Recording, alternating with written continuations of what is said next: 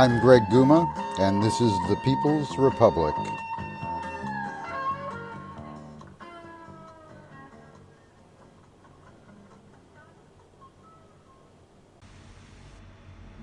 This week, culture war and progressive values, Bernie's campaign chest, Lost Horizons at Radio Pacifica and Burlington College, the F-35s, and living with the unexpected.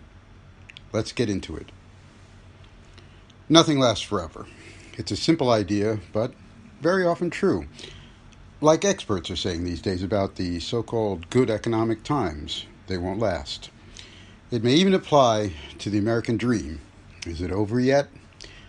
Donald Trump said so in 2016, part of his call to scare the hell out of white America, and only he could revive it, remember that? But it hasn't gone very well so far. Take this statistic from CBS News just the other day. CEOs rake in 940% more than they did 40 years ago. 940%. Meanwhile, the average worker earns 12% more. This news, like so much else, just popped up on my phone without warning, like a creepy unbirthday message, the bummer of the day. Trump may be a master con artist, but the harsh realities are piling up, even for those living in the Trump Fox bubble. Every day we get more examples showing how nothing is certain and almost everything is in flux. Even Bernie Sanders' status as the top Democratic candidate fundraiser. 4 years ago, Bernie built an unrivaled progressive war chest with small donations. This time, 2 other candidates beat him in fundraising for the last quarter. Of course, the others leaned on high-dollar donors, and Bernie still has more individual donations than any other candidate. But even though the pace of donations picked up in August, the average Sanders donation has dropped from the old rallying cry, $27, down to $16. Someone needs new signs. One more example of change is the only certainty. The F-35s, 18 of which are on their way to the Burlington area, despite a city council resolution in a unanimous vote opposing any nuclear weapons delivery systems at the airport. A similar resolution was passed by the Vermont State Senate. The local resolution, written by 4 progressives on the city council, calls on Mayor Weinberger, Governor Scott, and Vermont's congressional delegation to let the U.S. Department of Defense know that Burlington definitely doesn't want any nuclear weapons delivery system at the Vermont Air National Guard base. Well, who would? But this does not mean that Bernie Sanders, Patrick Leahy, or Peter Welch will do or say anything about it. And it does not actually represent total opposition to the jets. Any victory lap would be premature. The Pentagon still won't talk about what their warplanes carry, and neither lawsuits nor a public referendum have forced the military or the political establishment to reconsider. But things will change in time. It took decades to force the closure of Vermont Yankee nuclear power plant. The F-35 related resolution passed in the Vermont Senate, which will be taken up in the House next year, included testimony from a retired Air National Guard Lieutenant Colonel. He told a Senate committee that aircraft based in Vermont in the past had carried nuclear weapons, and neither the Air Force nor the Defense Department told state officials. It's hardly the only place where this kind of thing is going on. The resolution also mentioned Vermonters' long history of opposition to nuclear weapons dating back to town meeting day in 1982, when 88% of 180 cities and towns approved a nuclear freeze between the U.S. and the former Soviet Union. In addition, the jet's problems have not been solved. According to documents obtained by Defense News, the F-35 continues to be a boondoggle, full of flaws and glitches that, if left unfixed, can create risks to pilot safety and any community where they are based. And they also call into question the fighter jet's real capabilities. Perhaps even more important, the opposition in Vermont has not peaked yet. Hundreds turned out for a recent protest across the road from the airport. So, The jets may start to land, but the opposition will continue to grow. And as I said, nothing lasts forever. Return of the Culture War. Early this summer, I attended the opening of Fields of Change, an exhibit at the Bennington Museum featuring images, artifacts, and stories from the 1960s, with a focus on southern Vermont. Since I lived there 50 years ago and worked as a reporter and photographer for the local paper, some of my pictures and experiences made it into the exhibit. And the story they tell is about observing the beginning of a culture war in that small Vermont community. In some ways, it was a perfect place to live, for the artists who had been moving there for decades, for the local citizens who had a decent job. But under the surface, there was conflict and inequality between what I came to view as middle-class modernists and the tradition-bound conservative working class. One of the first eruptions involved the poster for a high school production of Brecht on Brecht. It was banned, and the play itself was only the first flashpoint. Now the poster is on display at the museum, part of the story about how a fight over progressive education led to a cultural counter-revolution. There are also photos and memorabilia from alternative businesses we started during those heady times, and the places where we tried to live our own American dream. But it was a fragile paradise, and like most memorable, vivid times, it could not last forever. But today, in the midst of another culture war, at least we can begin to better understand what happened back then, as real life turns into history. The exhibit, Fields of Change, 1960s Vermont, runs until November 3rd in Bennington, Vermont, which is still only 4 hours from New York City. Schools without walls. The first time I heard that phrase, schools without walls, a school without walls, was back in 1973, shortly after the launch of the Vermont Institute for Community Involvement, or VICI, as we called it then. Later it was renamed Burlington College.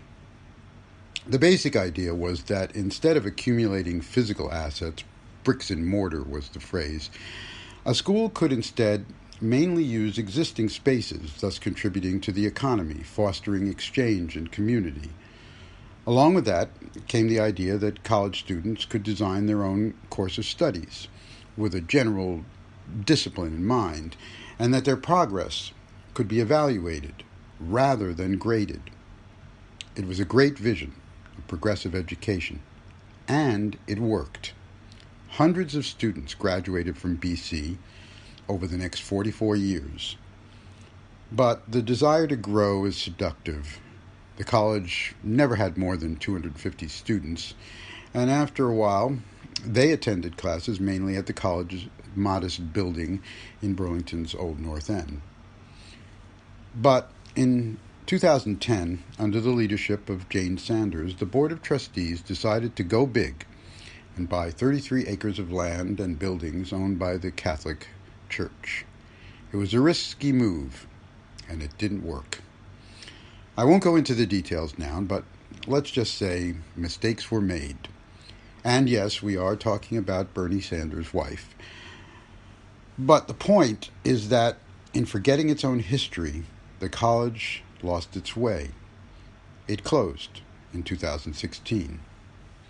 But some people say they want to bring something like it back. The attempted revival is called the Vermont Institute for Civic and International Involvement. That's Vicky with an extra I, or maybe Vic 2. Anyway, it's the first official step in a series of events, and they're going to hold issue forums in Burlington throughout the fall. The topics for the forums include downtown development, Burlington Telecom, privatization, open spaces, the F-35s, and a forum called Homeless in Paradise, the Housing Crisis in One of the Most Livable Cities in the USA, Burlington, unquote. At first I thought this was a political platform, and in a way it is. The purpose of this project is pretty far from the original Vicky vision, which focused on diversity, self-design, and self-direction. In fact, the brochure specifically states that the new idea was developed in response to a crisis in politics. So, here is a new form of education. Designed to counter corporate models, it suggests an openly ideological alternative, one that welcomes those who already think alike, but walls off all the rest. The new Vicky won't have any buildings for now. Instead, it will use the old North End Community Center. Still, those aren't the only walls to worry about. These are electric times we live in. So much to fight for, so many to fight against. This is Informed Dissent, Pacifica Radio's national program looking at the issues affecting this year's midterm elections and beyond. We will stand with our friends in Congress on the Republican side to make sure our military is the strongest in the world and continues to be. They'll lose their hold on us, so we take the battle to the streets and do what we must. This is the sound of people chanting for ballots after being told they would not be able to vote.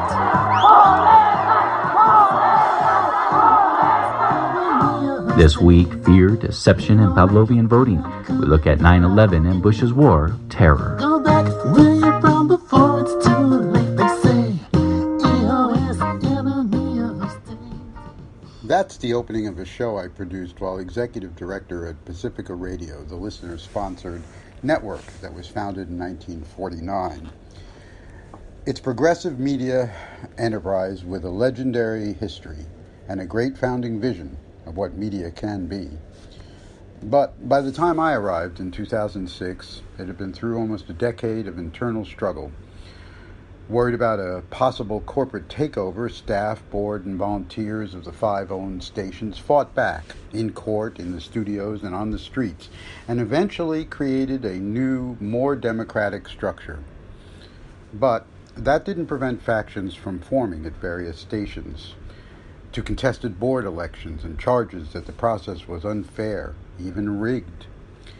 When I became CEO, the organization was battle-weary, but it was recovering, and its next 2 years would be more peaceful and financially positive than most. We launched new shows like the one I just played, and we settled old lawsuits. But the factions and tribalism did not go away.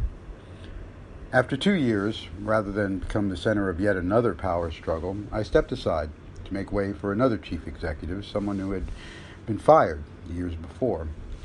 But she did not appreciate the new governance structure and left within a year, and one of her successors resorted to barricading herself in the national office rather than accept a replacement. It's been a period of retrenchment, and Pacifica stations have lost some ground in an increasingly diverse, digitally driven audio world. At the start of the Iraq War, being a radio voice of opposition helped Pacifica to expand its audience and its revenues. But Trump has so many enemies that it's harder now to stand out. Nevertheless, you might expect that the danger of Trumpian fascism would bring people together. Well, think again. Last September, a new CEO was hired after a lengthy search. But within 9 months, Maxie Jackson was forced out. That was in July. Board Chairman Grace Aaron became CEO, a job some say she would like to keep. But a new chief was actually lined up in secret. And finally, the board had to issue an announcement. The new man, Giancarlo Vernile, promised to focus on, quote, activity that engages audiences, expands opportunities for financial support, and stabilizes national operations. Who is Pacifica's new leader? Well, he's a former Sony Music and EMI executive, basically a salesman and a promoter who was a premiums vendor for a Pacifica station. Unfortunately, he does not bring experience in managing a democratic rather than a corporate enterprise, so good luck with that. One